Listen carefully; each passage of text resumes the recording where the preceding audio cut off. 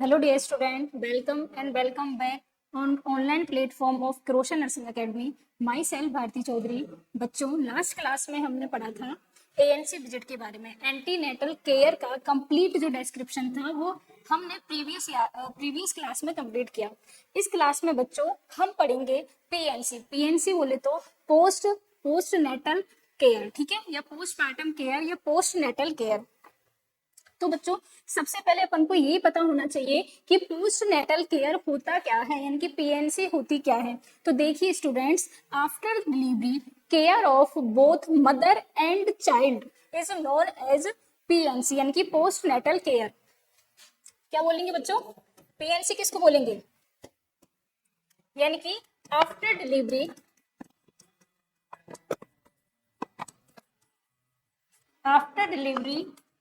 care of both mother and child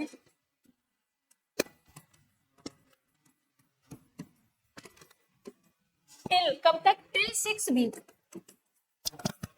6 week is known as PNC, यानी कि delivery के बाद 6 वीक तक बोथ मदर एंड चाइल्ड की जो केयर की जाती है इसको बोला जाता है बच्चों पीएनसी, ठीक है।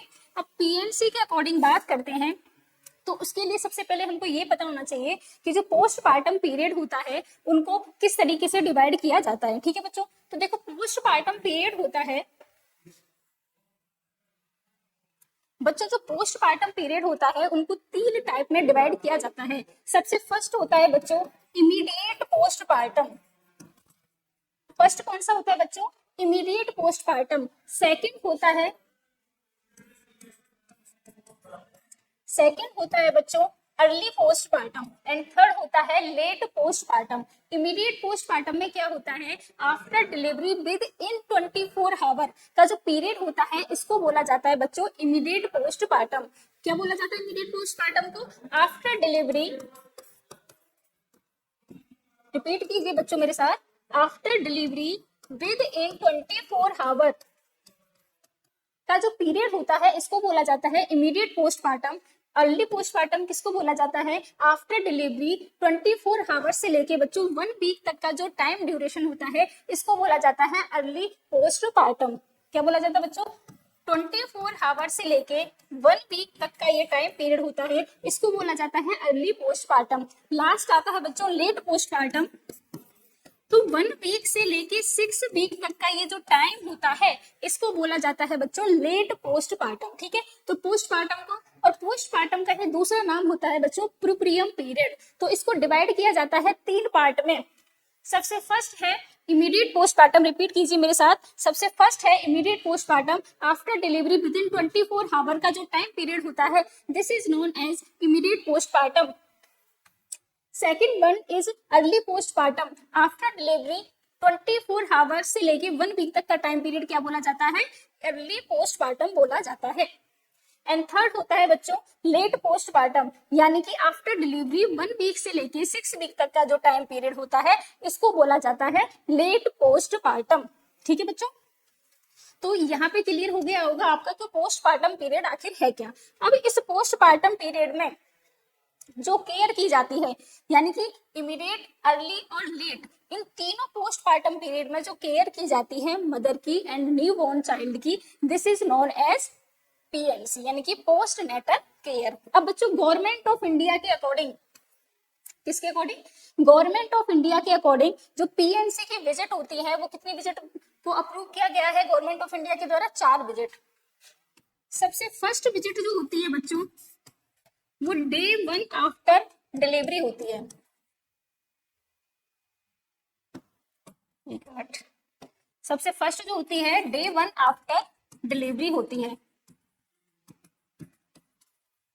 सेकेंड जो पीएनसी विजिट होती है according to government of India वो डे 3 आफ्टर डिलीवरी होती है। Okay student. एंड थर्ड जो होती है बच्चों वो डे 7 आफ्टर डिलीवरी होती है, राइट। एंड जो लास्ट और जो फोर्थ जो पोस्टपार्टम या पीएनसी विजिट जो होती है बच्चों वो होती है 6 वीक आफ्टर डिलीवरी, राइट बच्चों। तो ये 4 पीएनसी विजिट होती हैं, चाहे तो सिजेरियन सेक्शन हुआ हो या मदर को एनवीडी यानी कि नॉर्मल वेजाइनल डिलीवरी के द्वारा अगर बेबी हुआ है, तो इन दोनों कंडीशंस में ही ये 4 पीएनसी विजिट जो होती हैं बच्चों मैंडेटरी होती हैं। फर्स्ट रिपीट कीजिए मेरे साथ, फर्स्ट पीएनसी विजिट कब होगी? Day 1 after delivery. सेकेंड कब होगी बच्चों? Day 3 after delivery. थर्ड होगी day 7 after delivery. And last और जो फोर्थ पीएनसी विजिट होती है वो होती है बच्चों डे 6 आफ्टर डिलीवरी। ओके, यहाँ तक क्लियर है पीएनसी विजिट जो कि अप्रूव की गई है गवर्नमेंट ऑफ इंडिया के द्वारा। नेक्स्ट अपन पढ़ते हैं कि ये जो पीएनसी विजिट है, ओके, इन पीएनसी विजिट में या ये जो पोस्टपार्टम पीरियड है, इस पोस्टपार्टम पीरियड में आखिरकार जो केयर की जाती है मदर की, उनमें क्या क्या चीजों को ऑब्जर्व किया जाता है या किन किन जो चेंजेस होते हैं मदर की बॉडी में, उन चेंजेस को ऑब्जर्व किया जाता है। तो सबसे पहले हमको बच्चों ये पता होना चाहिए कि पोस्टपार्टम पीरियड में मदर के अंदर होने वाले चेंजेस, कौन से चेंजेस नॉर्मल है और कौन से चेंजेस एबनॉर्मल है। जब हमको नॉर्मल और एबनॉर्मल का पता चलेगा तभी तो हम कंडीशन को आगे जाके डिस्क्राइब कर सकते हैं कि कंडीशन जो है वो एबनॉर्मलिटी की तरफ जा रही है या नॉर्मलिटी की तरफ जा रही है। ओके बच्चों, तो अपन 1 बाय 1 डिस्कस करेंगे कि इवेंट्स जो कि होती हैं that occur during the postpartum period. तो सबसे फर्स्ट जिसमें से आती है वो है बच्चों involution of uterus. Involution of uterus का मतलब होता है कि डिलीवरी के बाद यूट्रस अपनी जिस पोजीशन, डिलीवरी से पहले यूट्रस जिस पोजीशन में था, डिलीवरी के बाद भी धीरे धीरे यूट्रस अपनी पोजीशन पे आने लगता है, अपने वेट में आने लगता है, अपने साइज में आने लगता है।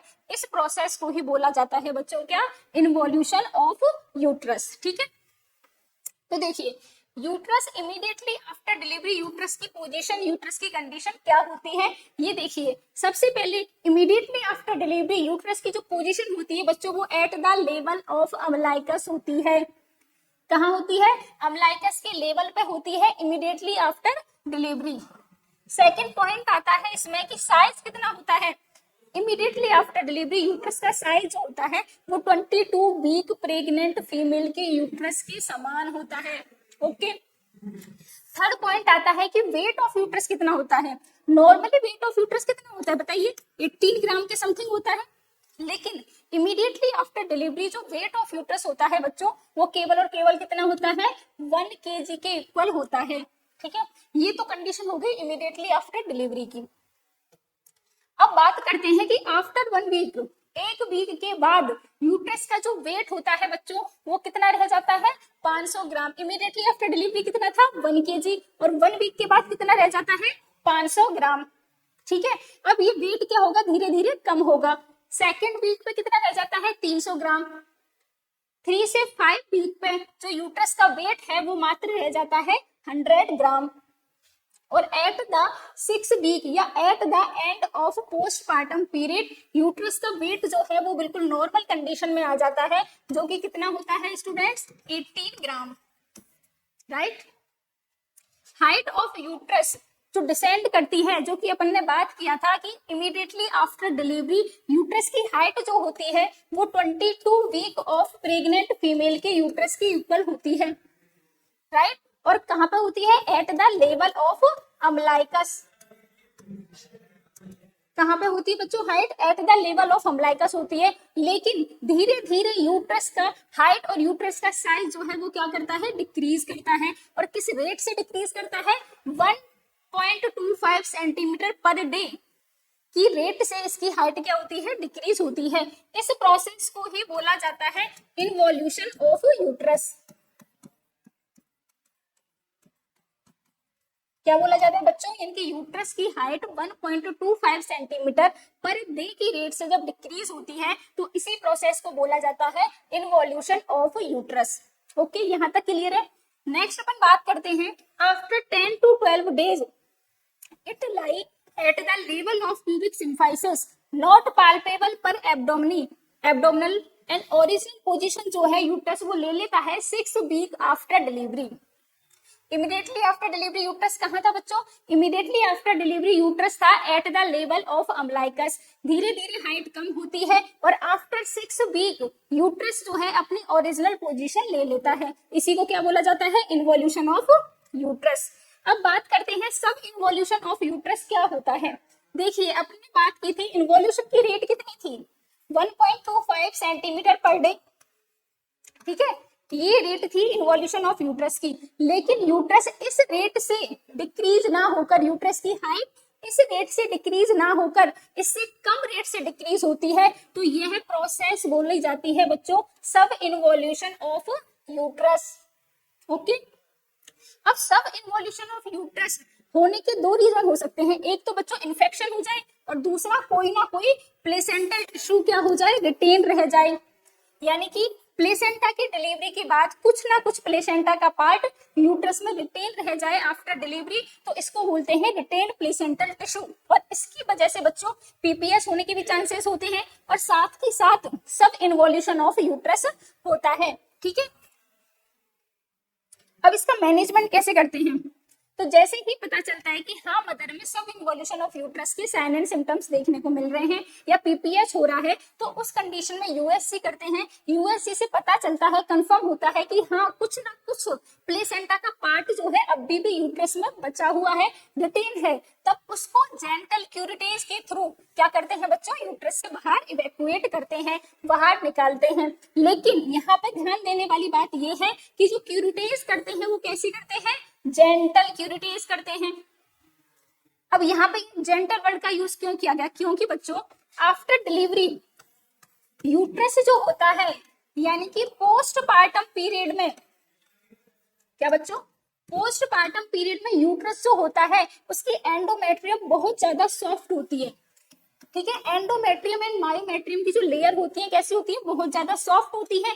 तो सॉफ्ट होने की वजह से अगर आपने हार्श क्यूरिटेज कर दी तो अंदर तक का यूट्रस का जो टिश्यू है वो डैमेज हो सकता है, ठीक है, और उसमें स्कारिंग हो सकती है। इस कंडीशन को एक नाम दिया जाता है बच्चों, जिसको बोला जाता है अशरमैन सिंड्रोम। क्या बोला जाता है, अशरमैन सिंड्रोम। यानी कि पोस्टपार्टम पीरियड में अगर हार्श क्यूरिटेज कर दी जाए यूट्रस के अंदर तो यूट्राइन जो कैविटी का टिश्यू है उसमें क्या हो जाती है, स्कारिंग हो जाती है, स्कारिंग हो जाती है, और यही कंडीशन बोली जाती है बच्चों अशरमैन सिंड्रोम। इसलिए कभी भी अगर पोस्टपार्टम पीरियड में क्यूरिटेज करना है, ठीक है, तो वो क्यूरिटेज कैसे करते हैं, जेंटल क्यूरिटेज करते हैं। ओके, ये क्लियर है। फर्स्ट रिटेन प्लेसेंटल टिश्यू की वजह से हो सकता है सब इन्वोल्यूशन यूट्रस, और सेकंड कंडीशन होती है बच्चों इन्फेक्शन, यानी कि कोई ना कोई इन्फेक्शन भी तो हो सकता है ना ड्यूरिंग डिलीवरी, तो उसकी वजह से भी क्या हो सकता है बच्चों, सब इन्वोल्यूशन ऑफ यूट्रस। और इसका मैनेजमेंट क्या है, इन्फेक्शन हो रहा है तो मैनेजमेंट एक ही होता है, वो होता है बच्चों एंटीबायोटिक्स। तो ये पढ़ा अपन ने पूरा कंडीशन जो कि है सब इन्वोल्यूशन ऑफ यूट्रस। नेक्स्ट जो चेंज आता है बच्चों वो आता है किसके अंदर, एंडोमेट्रियल चेंजेस।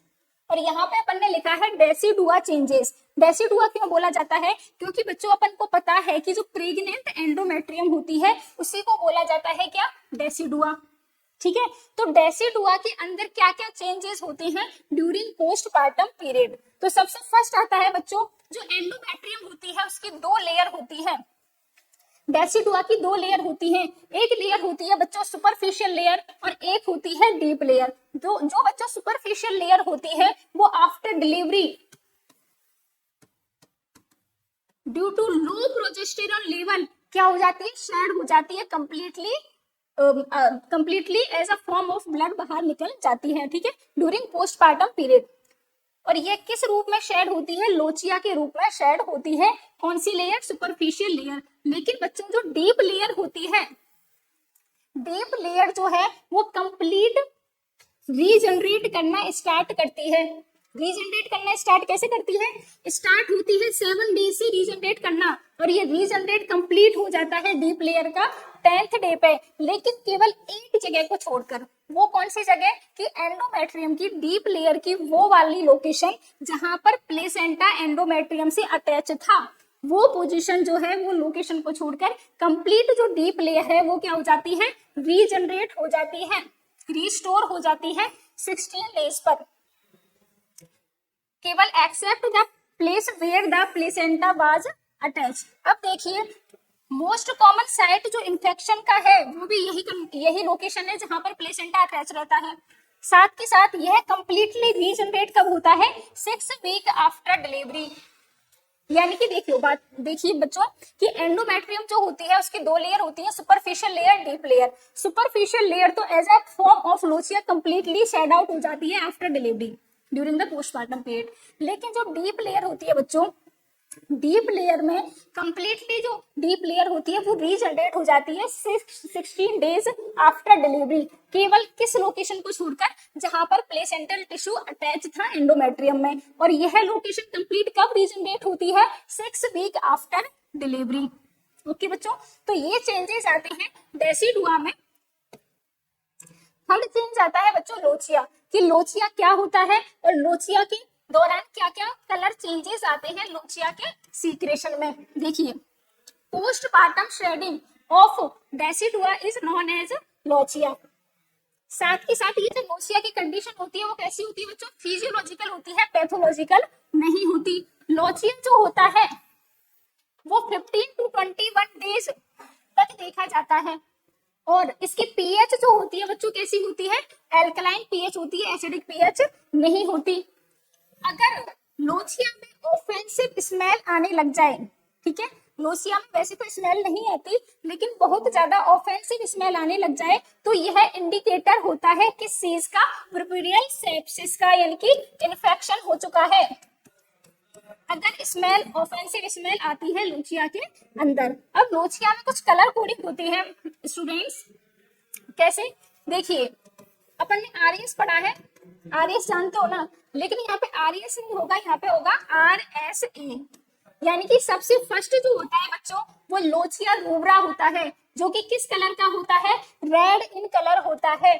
और यह जो है वो 4th डे तक देखा जाता है। और यह रेड कलर में क्यों होता है? Due to the blood product. Okay, second जो होता है बच्चों वो होता है lochia serosa, S for serosa. Serosa जो होता है वो येलो कलर का होता है, अप टिल 10th डे तक देखा जाता है। और यह जो है इसमें पस सेल्स के सीक्रेशन या पस सेल के एक्सक्रीशन की वजह से ये किस कलर का होता है? सिरोसा के कलर, येलो कलर का होता है लोचिया सिरोसा। थर्ड जो होता है बच्चों वो होता है लोचिया एल्वा। एल्वा यानी कि व्हाइट इन कलर होता है, 21 डेज आफ्टर डिलीवरी तक देखा जाता है। और साथ के साथ इसमें कौन सी सेल्स प्रेजेंट होती हैं? एपिथेलियल सेल्स प्रेजेंट होती हैं। वापस से रिपीट करेंगे, लोचिया की जो कलर कोडिंग होती है वो क्या होती है? आरएसए, लोचिया रूब्रा जो रेड इन कलर होता है due to blood product. Second is lochia serosa जो कि येलो इन कलर होता है ड्यू टू एपिथेलियल सेल्स, ठीक है, due to pus cells. And third होता है बच्चों लोचिया एल्वा जो कि व्हाइट कलर होता है ड्यू टू एपिथेलियल सेल्स। तो ये सीक्वेंस है लोचिया का, इंपॉर्टेंट है बच्चों ये, राइट। अगला चेंजेस आता है सर्वाइकल चेंजेस, यानी कि डिलीवरी के बाद हमारी जो सर्विक्स होती है, एक फीमेल की सर्विक्स होती है, उसके एक्सटर्नल ओस में क्या क्या चेंजेस आते हैं। देखिए बच्चों, takes 6 week to regain normal shape and size, यानी कि आफ्टर डिलीवरी फीमेल की सर्विक्स जो होती है 6 वीक का टाइम लेती है नॉर्मल शेप एंड साइज में आने के लिए, ठीक है। After 1 week of delivery 1 finger can be admitted through internal os. Delivery के एक वीक बाद तक भी इतना स्पेस होता है कि फीमेल की इंटरनल ओस में 1 फिंगर को इंट्रोड्यूस कर सके, ठीक है बच्चों। और कंप्लीटली अपनी शेप एंड साइज में कब आती है? 6 वीक पर आती है। नेक्स्ट पॉइंट है बच्चों, एक्सटर्नल ओस जो होता है वो कभी भी अपने प्री प्रेग्नेंट स्टेट में नहीं आता, यानी कि जो इंटरनल ओस होता है, इंटरनल ओस तो अपनी कंप्लीट शेप एंड साइज में आ जाता है। कब आता है बच्चों? 6 वीक पर आता है। लेकिन एक्सटर्नल ओस कभी भी अपनी नॉर्मल कंडीशन या नॉर्मल शेप पर नहीं आ पाता। देखिए जो नली पेरस फीमेल होती है उसके अंदर एक्सटर्नल ओस का जो साइज होता है बच्चों वो पिन पॉइंट या बिल्कुल सर्कुलर होता है, जबकि जो मल्टी पेरस फीमेल होती है उसके अंदर सर्विक्स का एक्सटर्नल ओस जो होता है एकदम किस शेप का हो जाता है? ट्रांसवर्स शेप का हो जाता है, राइट। अगला आता है वेजाइनल चेंजेस। वेजाइनल चेंजेस क्या आते हैं during postpartum period?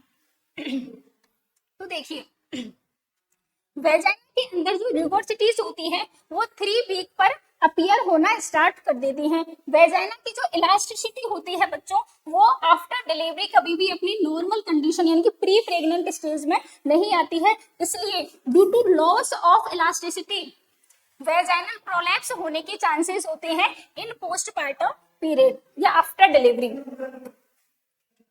After pain क्या होता है बच्चों, यानी कि डिलीवरी के बाद जो एक स्पास्मोडिक पेन होता है लोअर एब्डोमेन में, फीमेल के जो लोअर एब्डोमेन है उसमें क्या होता है, एक स्पास्मोडिक पेन होता है आफ्टर डिलीवरी, इसी को बोला जाता है आफ्टर पेन। देखिए आफ्टर पेन जो होता है वो मल्टीपेरस फीमेल में ज्यादा होता है एज कंपेयर टू नलीपेरस फीमेल, क्योंकि मल्टीपेरस फीमेल की यूट्रस का साइज जो होता है बच्चों वो ज्यादा बड़ा होता है देन नलीपेरस फीमेल। ठीक है, यानी कि आफ्टर पेन के अंदर एक ही कॉन्सेप्ट लगता है कि अगर यूट्रस का साइज ज्यादा होगा तो आफ्टर पेन भी ज्यादा होगा।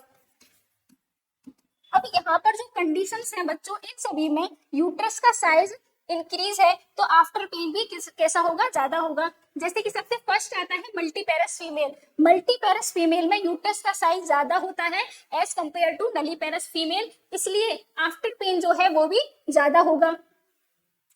सेकेंड कंडीशन आती है मल्टीपल प्रेगनेंसी, यानी कि अगर एक फीमेल है जिसकी सिंगल प्रेगनेंसी है और एक फीमेल है जिसकी ट्विन प्रेगनेंसी है, तो यूट्रस का साइज ट्विन प्रेगनेंसी की कंडीशन में ज्यादा इंक्रीज होगा as compare to singlet pregnancy. इसलिए जो मल्टीपल प्रेगनेंसी वाली फीमेल होती है उनमें आफ्टर पेन की शिकायत ज्यादा होती है। थर्ड कंडीशन आती है बच्चों पॉलीहेड्रोमनस, यानी कि अम्नियोटिक फ्लूइड कैसा है, ज्यादा है। जब अम्नियोटिक फ्लूइड ज्यादा है तो उसको रिटेन करने के लिए यूट्रस का साइज भी कैसा होगा, ज्यादा होगा। जब यूट्रस का साइज ज्यादा होगा तो आफ्टर पेन भी कैसा होगा बच्चों, ज्यादा होगा। फोर्थ कंडीशन आती है लार्ज साइज बेबी, यानी कि in case of diabetes mellitus condition, gestational diabetes mellitus condition, baby कैसा होता है, मैक्रोसोमिक होता है, लार्ज बेबी होता है। जब बेबी लार्ज होगा तो उसको सर्वाइव करने के लिए यूट्रस को भी अपना साइज कैसा करना पड़ेगा, इंक्रीज करना पड़ेगा। इसलिए आफ्टर पेन जो होता है वो मैक्रोसोमिक बेबी की कंडीशन में कैसा होता है, ज्यादा होता है। लास्ट पॉइंट आता है बच्चों can be precipitated by the retained placental tissue और by sucking the breast by baby, यानी कि अगर यूट्रस में कुछ ना कुछ प्लेसेंटा का पार्ट या कुछ ना कुछ कंसेप्शन का पार्ट रिटेन रह चुका है उसके कारण भी आफ्टर पेन ज्यादा होगा। और जब during the lactation period baby शक करेगा ब्रेस्ट को तो उसमें भी क्या होगा बच्चों, आफ्टर पेन होता है मदर के अंदर। तो ये कुछ कंडीशन है जिनमें कि आफ्टर पेन जो है वो ज्यादा देखने को मिलता है। फर्स्ट कंडीशन क्या है, multiparous. Second multiple pregnancy. Third polyhydramnios. Fourth है लार्ज साइज बेबी। फिफ्थ है बच्चों कौन सी कंडीशन, रिटेन प्लेसेंटल टिश्यू। अब जो आफ्टर पेन है इसका क्या मैनेजमेंट कर सकते हैं, तो सबसे पहले तो एंटी जो आफ्टर पेन जो होता है वो किस तरीके का पेन होता है बच्चों, स्पास्मोडिक पेन होता है। स्पास्मोडिक पेन को रिलीफ करने के लिए जो मेडिसिन दी जाएगी वो कौन सी होगी, एंटी स्पास्मोडिक होगी या एनाल्जेसिक्स देंगे। ठीक है, नेक्स्ट आता है मसाज ऑफ यूट्रस। अगर after pain due to retain placental tissue के कारण हो रहा है देन क्या करेंगे, मसाज करेंगे यूट्रस को, जिससे कि यूट्रस की मसाज के द्वारा क्या होगा, जो रिटेन प्लेसेंटा का टिश्यू है वो बाहर या एक्सपेल आउट हो जाएगा। एक आता है encourage to pass urine frequently as full bladder can cause discomfort। After delivery mother को प्रमोट किया जाता है, इंकरेज किया जाता है कि वो फ्लूइड का मतलब ज्यादा से ज्यादा फ्लूइड का इंजेक्शन करे और ज्यादा से ज्यादा यूरिन पास आउट करे। ब्लैडर, क्योंकि ब्लैडर अगर फुल रहेगा तो उस कंडीशन में यूट्रस या लोअर एब्डोमेन के रीजन में डिस्कम्फर्ट ज्यादा होगा, यानी कि आफ्टर पेन ज्यादा होगा। सेवंथ आता है अदर चेंजेस इन प्रीपेरियम पीरियड, यानी कि पोस्टपार्टम पीरियड में कुछ और चेंजेस देखने को मिलते हैं, जैसे कि वेट लॉस, यानी कि मदर के अंदर ड्यूरिंग द प्रेगनेंसी एक मदर होती है वो 10 to 12 kg वेट को क्या करती है, गेन करती है, जिसमें से बच्चों 5 kg वेट जो होता है वो कम हो जाता है, लॉस हो जाता है at the time of delivery. Delivery के टाइम पर ही 5 किलो वेट क्या हो जाएगा, कम हो जाएगा। बचा हुआ 2 kg वेट जो होता है वो पोस्टपार्टम पीरियड में क्या होगा, लॉस होगा। ठीक है, तो टोटल 7 kg वेट जो है वो लॉस हो जाता है in postpartum period. Okay, second point है एक्सेसिव स्वेटिंग, यानी कि पोस्टपार्टम पीरियड में मदर को जो स्वेटिंग होती है वो कितनी होती है, बहुत ज्यादा एक्सेसिव होती है, इसलिए फ्लूइड इनटेक को इंक्रीज करने के लिए बोला जाता है इन पोस्टपार्टम पीरियड। थर्ड है यूरिनरी रिटेंशन, मदर के अंदर यूरिनरी रिटेंशन देखने को मिलता है ड्यू टू पेन, ठीक है, and due to laxity of abdominal wall. इसलिए पेशेंट को या मदर को प्रमोट किया जाता है, इंकरेज किया जाता है कि वो एवरी 2 to 3 आवर्ली यूरिन को पास आउट करे। फोर्थ कंडीशन आती है कॉन्स्टिपेशन की, यानी कि ड्यूरिंग प्रेगनेंसी प्रोजेस्टेरोन का लेवल हाई होने के कारण, और अपन को पता है बच्चों की प्रोजेस्टेरोन जो होता है वो एक स्मूथ मसल रिलैक्सेंट होता है, इसलिए ड्यूरिंग प्रेगनेंसी मदर को हमेशा कंप्लेन होती है कॉन्स्टिपेशन की। ठीक इसी प्रकार after delivery atony of intestine and reflex inhibition के कारण क्या होती है, मदर को पोस्टपार्टम पीरियड में भी कॉन्स्टिपेशन की कंप्लेन रहती है। इस कॉन्स्टिपेशन की कंप्लेन को रिलीफ करने के लिए मदर को प्रमोट किया जाता है, इनकरेज किया जाता है कि वो सफिशिएंट अमाउंट में रफेज फ्लूइड का इंटेक करे, यानी कि फाइबर रिच डाइट ले और फ्लूइड का इंटेक इंक्रीज करे। नेक्स्ट आता है बच्चों पोस्ट नेटल असेसमेंट, यानी कि पोस्टपार्टम पीरियड में जो असेसमेंट किया जाता है, यानी कि जो पीएनसी विजिट की जाती है, उनका एम क्या है, सबसे पहले तो जनरल हेल्थ स्टेटस चेक, यानी कि अगर कोई फीमेल का सिजेरियन सेक्शन हुआ है या एनवीडी हुई है तो उस केस में मदर एंड चाइल्ड का जो जनरल हेल्थ का स्टेटस है उसको चेक किया जाए। सेकंड है डिटेक्ट गायनिक एंड ऑब्स्टेरिक प्रॉब्लम, यानी कि अगर किसी तरीके की कोई भी गायनिकोलॉजिकल प्रॉब्लम होती है, यानी कि अगर पीपीएच के चांसेस हैं, यूट्राइन प्रोलैप्स के चांसेस हैं, वेजाइनल प्रोलैप्स के चांसेस हैं इन पोस्टपार्टम पीरियड, तो उसकी भी कंडीशन को पहले ही डिटेक्ट किया जा सके। थर्ड है गाइडेंस दी जाती है मदर को self care and baby care की, यानी कि पीएनसी विजिट के टाइम पर जब मदर हॉस्पिटल में विजिट करती है तो एज अ कंसल्टेंट क्या किया जाता है, मदर को गाइड किया जाता है कि how she care of self care and her baby. Family planning method की एडवाइस दी जाती है, पीएनसी विजिट के दौरान फैमिली प्लानिंग मेथड की एडवाइस दी जाती है, जिससे कि वो नेक्स्ट चाइल्ड में क्या कर रख सके, गैप रख सके। ओके बच्चों, टाइम की वैसे तो अपन बात कर चुके हैं कि जो पीएनसी होती है वो कितनी होती है, 4 विजिट होती है पीएनसी की। फर्स्ट जो होती है डे 1 आफ्टर डिलीवरी होती है, सेकेंड डे 3 आफ्टर डिलीवरी होती है, फोर्थ डे 7 आफ्टर डिलीवरी होती है, और थर्ड डे 7 आफ्टर डिलीवरी होती है बच्चों, और फोर्थ जो होती है वो 6 वीक आफ्टर डिलीवरी होती है। लेकिन ये जो पोस्ट नेटल असेसमेंट किया जाता है इसके अंदर क्या क्या मदर के अंदर चेक किया जाता है, तो क्या इसकी एक ट्रिक है बच्चों, बबल ही। क्या ट्रिक है, बबल ही, BUWVLEHE, ठीक है, बबल ही इसकी एक ट्रिक है। तो इसमें क्या चेक किया जाता है, सबसे पहले ब्रेस्ट चेक किए जाते हैं कि ब्रेस्ट में कोई डिस्कम्फर्ट तो नहीं है, कोई लंप तो नहीं बना, ब्रेस्ट में कोई मेस्टाइटिस या एनगोरमेंट की कंप्लेंट तो नहीं है। यूट्रस को चेक किया जाता है, वोवल हैबिट को चेक किया जाता है, ब्लैडर को चेक किया जाता है, लोचिया को चेक किया जाता है, एंड एपिजोटमी को चेक किया जाता है। इसी तरीके से एक साइन को चेक किया जाता है जो कि है बच्चों क्या, होमेन्स साइन।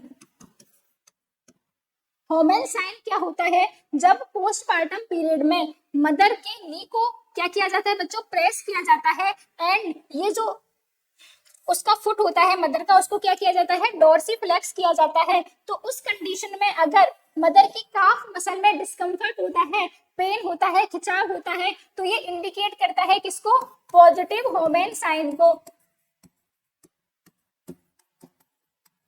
ओके, तो ये पॉजिटिव होमेन साइन जो है इसको भी चेक किया जाता है during post natal assessment.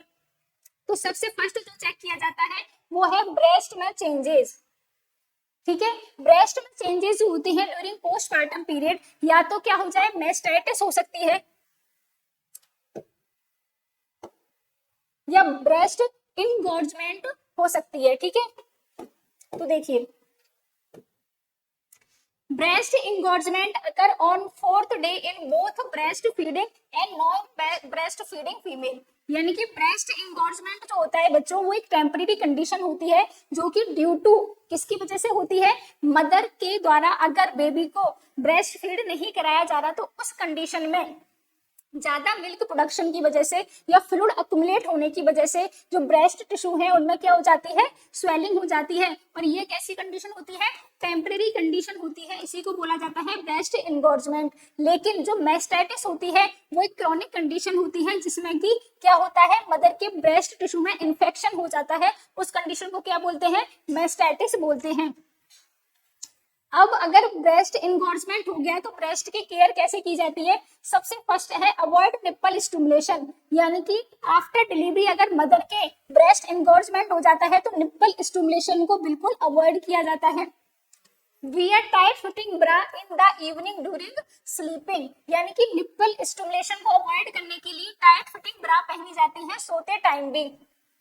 इनगोर्जमेंट relieve by 24 to 36 our, यानी कि 24 से 36 घंटे के भीतर भीतर ये ब्रेस्ट इंगोर्जमेंट जो है अपने आप रिलीफ हो जाता है। Use warm compress before the breast feeding, यानी कि अगर ब्रेस्ट फीडिंग मदर के ब्रेस्ट में इंगोर्जमेंट हो जाता है तो ब्रेस्ट फीडिंग से पहले वार्म कंप्रेस लगाया जाता है। Use ice pack between feeding, यानी कि ब्रेस्ट फीडिंग से पहले तो क्या लगाया जाएगा, वार्म कंप्रेस, लेकिन ब्रेस्ट फीडिंग के दौरान यानी कि बीच बीच में क्या लगाया जाएगा, कोल्ड कंप्रेस लगाया जाएगा। और साथ के साथ अगर पेन ज्यादा है तो क्या दिए जाते हैं, एनाल्जेसिक्स दिए जाते हैं।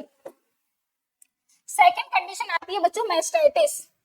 तो मैस्टाइटिस के अंदर क्या होता है, इन्फेक्शन होता है ब्रेस्ट के पेरेंकाइमा टिश्यू का, और मोस्ट कॉमन ऑर्गेनिज्म जिसके कारण मैस्टाइटिस होता है वो होता है बच्चों स्टेफ ऑरियस।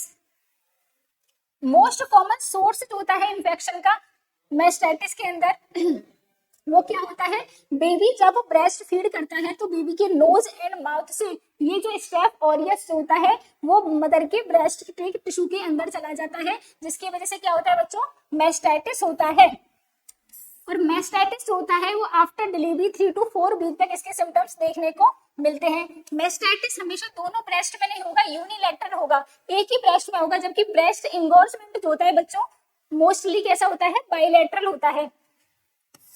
देखिए इंगोर्जमेंट की कंडीशन थी तो उसमें ब्रेस्ट फीडिंग जो थी वो कैसी थी, कॉन्ट्राइंडिकेटेड नहीं थी, लेकिन मैस्टाइटिस के केस में यहाँ पे इन्फेक्शन हो चुका है तो ब्रेस्ट फीडिंग जो होती है बच्चों क्या होती है, कॉन्ट्राइंडिकेटेड नहीं होती।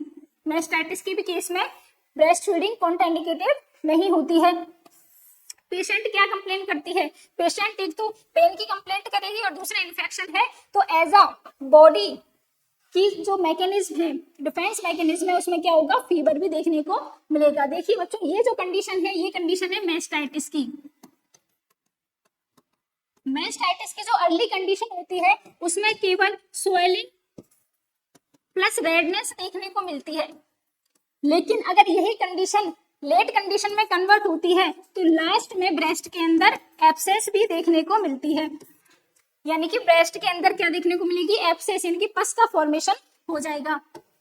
और ये जो कंडीशन है ये है ब्रेस्ट इंगोर्जमेंट की कंडीशन। देखिए ये तो नॉर्मल ब्रेस्ट टिश्यू है, लेकिन यहाँ पर due to lack of breast feeding breast की जो पेरेंकाइमा टिश्यू है उसमें फ्लूइड के एक्युमुलेशन की वजह से या ब्रेस्ट फीड के एक्युमुलेशन की वजह से, ब्रेस्ट मिल्क के एक्युमुलेशन की वजह से ब्रेस्ट की क्या हो जाती है बच्चों, स्वेलिंग हो जाती है, तो इसी कंडीशन को बोला जाता है ब्रेस्ट इंगोर्जमेंट।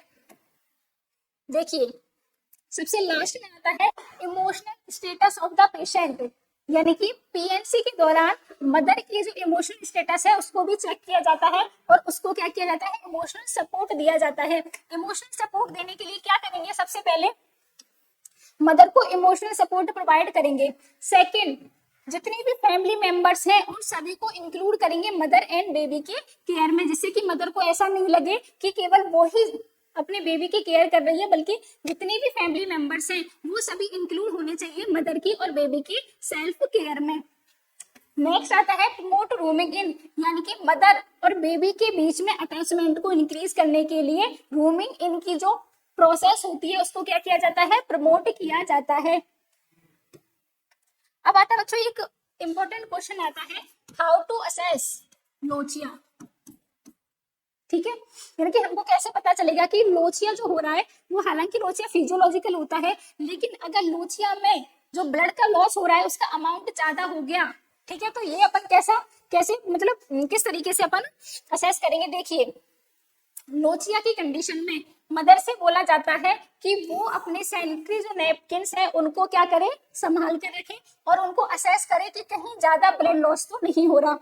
हम उससे पूछेंगे मदर से कि ये जो आपका सैनिटरी नैपकिन है इसके अंदर जो ब्लड लॉस हो रहा है या ब्लड क्लॉट है वो लेस देन 1 इंच साइज का है, तो अपन बोलेंगे कि जो लोचिया हो रहा है वो कैसा हो रहा है, बहुत कम हो रहा है, स्कैंटी हो रहा है। ठीक है, लेस देन 4 इंच है यानी कि बिल्कुल हल्का फुल्का लाइट लोचिया हो रहा है। अगर लेस देन 6 इंच का साइज है तो इसको क्या बोलते हैं, लोचिया कैसा हो रहा है बच्चों, मॉडरेट में हो रहा है। लेकिन अगर पूरा सैनिटरी नैपकिन 1 घंटे के अंदर कंप्लीट फुल हो जाता है ब्लड से तो बोलते हैं कि लोचिया कैसा हो रहा है बच्चों, हैवी ब्लड लॉस हो रहा है। लेकिन ये पूरा सैनिटरी नैपकिन अगर 15 मिनट के अंदर कंप्लीट ब्लड से क्या हो जाता है, फुल हो जाता है, तब इसको बोला जाता है बच्चों कि लोचिया जो हो रहा है वो कैसा हो रहा है, एक्सेसिव लोचिया हो रहा है। ठीक है बच्चों, तो ये जो थी थोड़ी सी पीएनसी के रिलेटेड, जिस तरीके से अपन ने एएनसी की कंप्लीट थ्योरी करी ऐसे ही थ्योरी आज अपन ने कंप्लीट की थी पीएनसी की। अब जो नेक्स्ट क्लास है उसके अंदर बच्चों हम क्या करेंगे कि एएनसी और पीएनसी के जो क्वेश्चंस हैं और क्वेश्चंस के through complete ANC and PNC को क्या करेंगे, रिवाइज करेंगे। ठीक है बच्चों, आज के लिए बस इतना ही, मिलते हैं नेक्स्ट क्लास में।